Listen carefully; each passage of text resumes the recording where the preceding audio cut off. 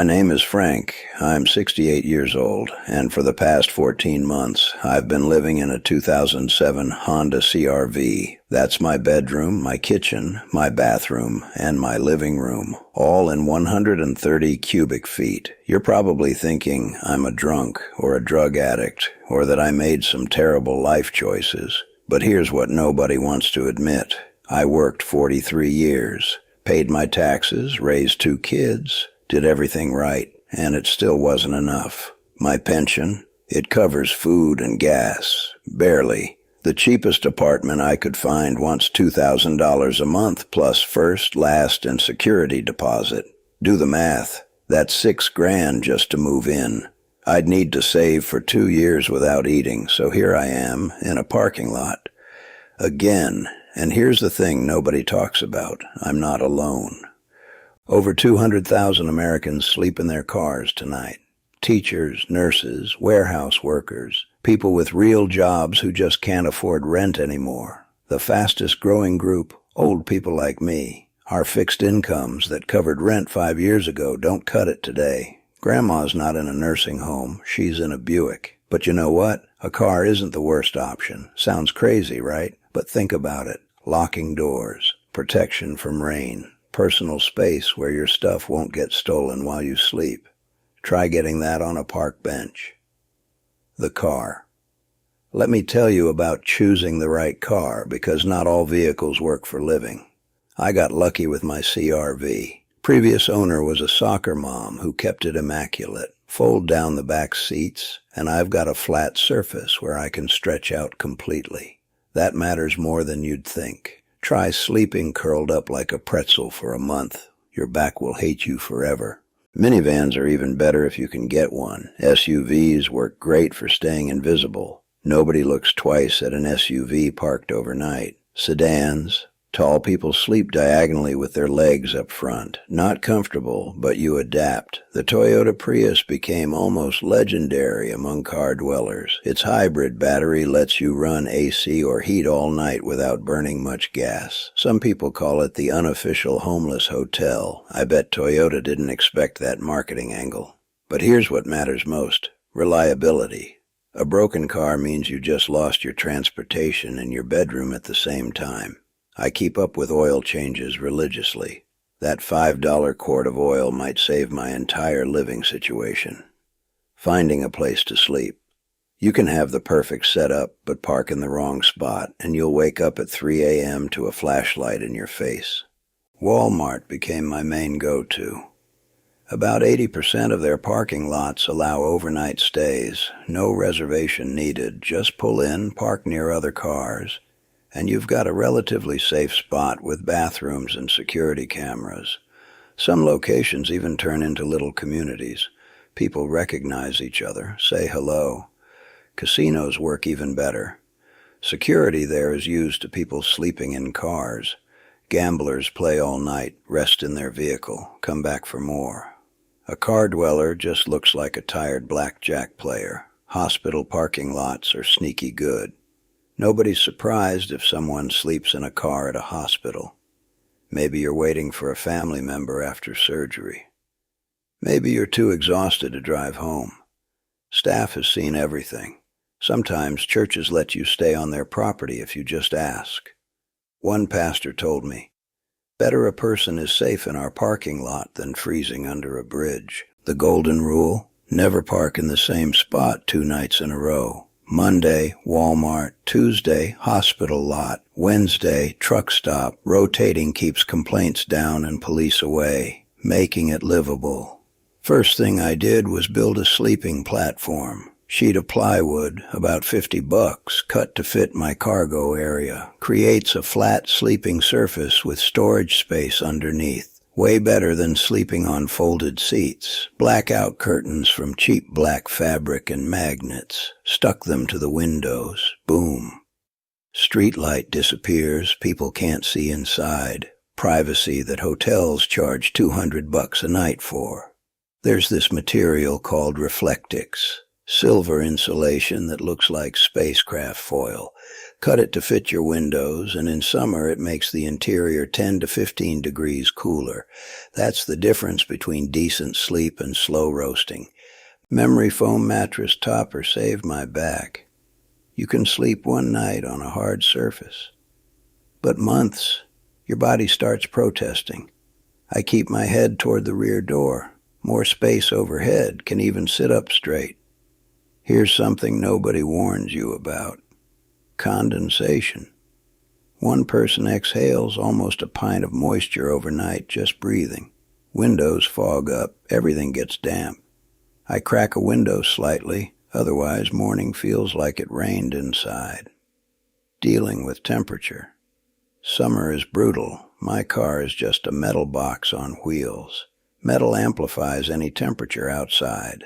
On a 75-degree day, inside the car hits 120 within an hour. That's not exaggeration.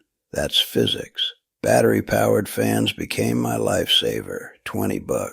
They don't cool much, but they move air and save you from sweating through the night. I run two, one at my head, one at my feet. Creates a kind of crosswind. Winter is the opposite problem, and cold is actually more dangerous than heat.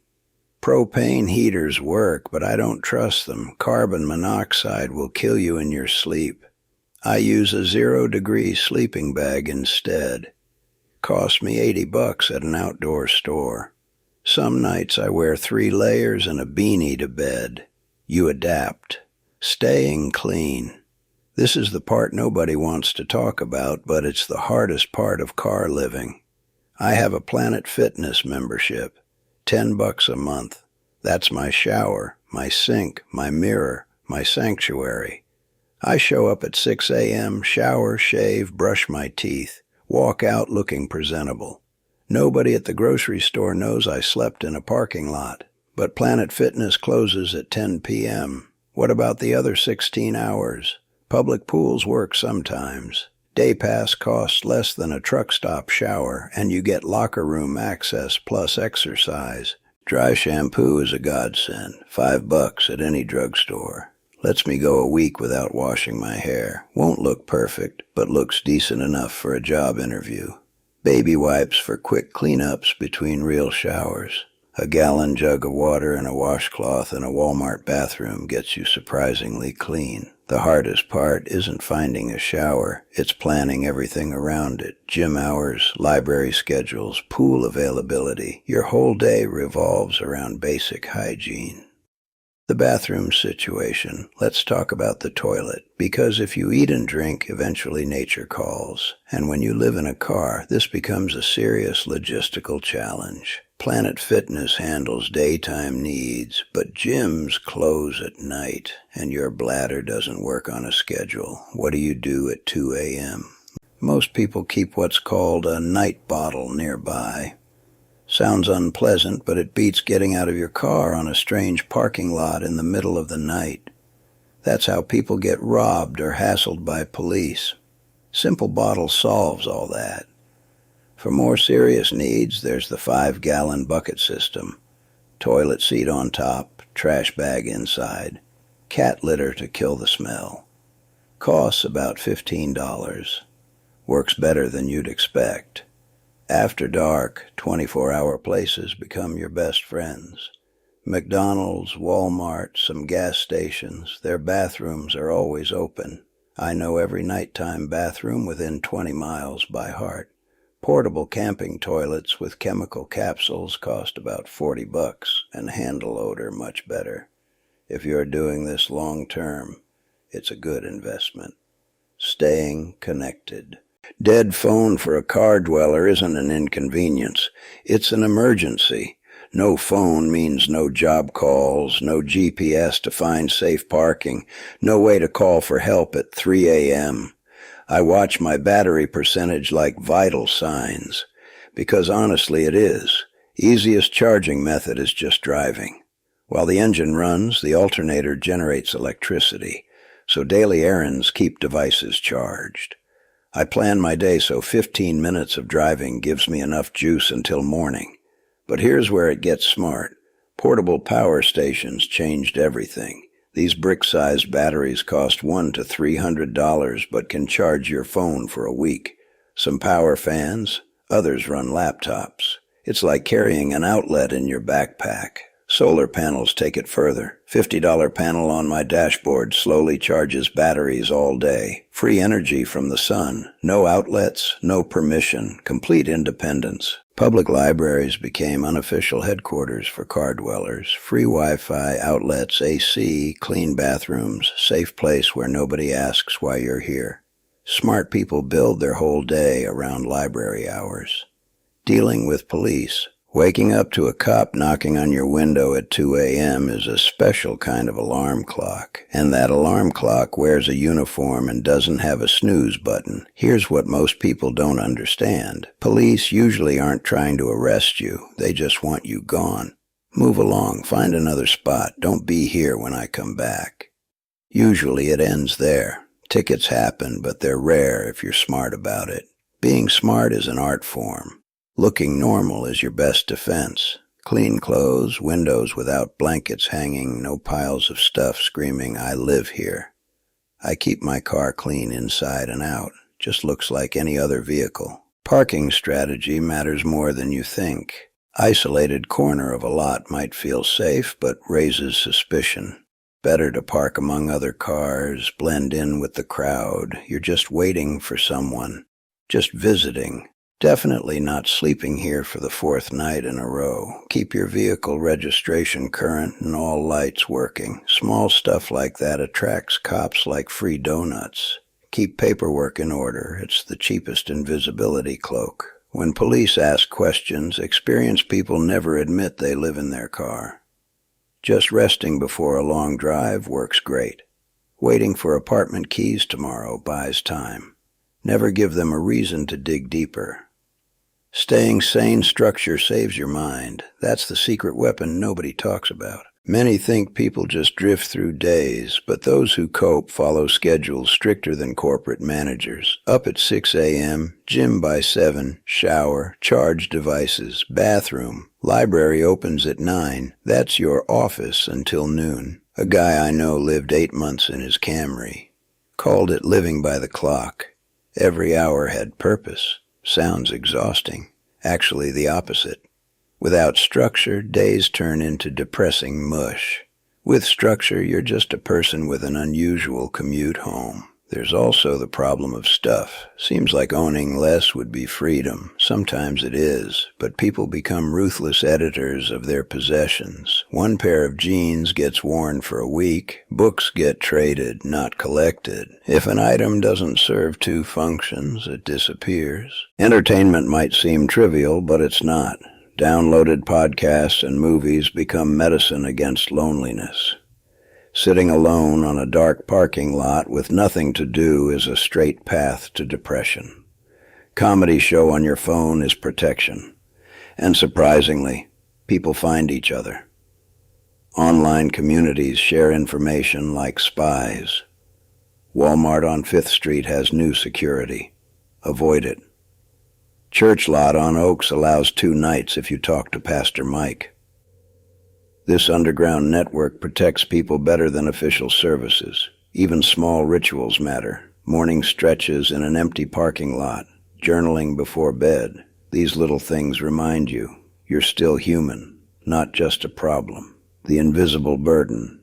But here's what nobody prepares you for. The weight of being completely invisible. I walk past people every day who have no idea I'm homeless. I dress clean, I smile, I make small talk about the weather, and nobody knows that tonight I'll be parked behind a Denny's eating cold soup from a can. My kids think I'm downsizing. They don't know I live in my car. Too ashamed to tell them. They have their own bills, their own problems. What am I going to say? Hey kids, Dad's homeless now. Can I crash on your couch for a year? The loneliness is the worst part. Not the cold, not the uncomfortable sleeping, not even the cops. It's waking up and realizing nobody in the world knows where you are. Nobody would notice if you didn't wake up. I had a heart scare 2 months ago. Chest pains in the middle of the night. Sat there in my car thinking, if I die right now, how long until someone finds me? Days? Weeks? The car would just look parked. Nobody would check. That's what gets you. The invisibility. You're surrounded by people all day, but you're completely alone. The truth. So why am I telling you all this? Because I want you to understand something. When you see that car parked in the same spot for a few days, when you see someone brushing their teeth in a gas station bathroom at 6 a.m., when you see an older person sitting in their vehicle at Walmart with the engine running on a hot day, that might be someone like me, someone who worked their whole life, someone who played by the rules, someone who just couldn't keep up when the rules changed. We're not lazy. We're not addicts. We're not criminals. We're just people who fell through the cracks of a system that makes rent cost 3 times minimum wage. I'm 68 years old. I should be retired, playing with grandkids, maybe taking up fishing. Instead, I'm figuring out which parking lot is safest tonight and whether I can afford to run the heater. This is America. This is real, and it's happening to more people every single day. If you're listening to this and you're in the same situation, you're not alone.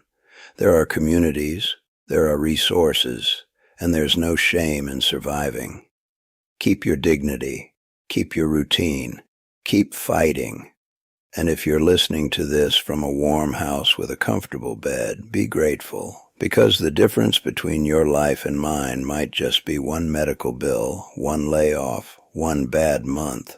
Thanks for listening. Take care of yourself. And maybe next time you see someone living in their car, remember they're human too.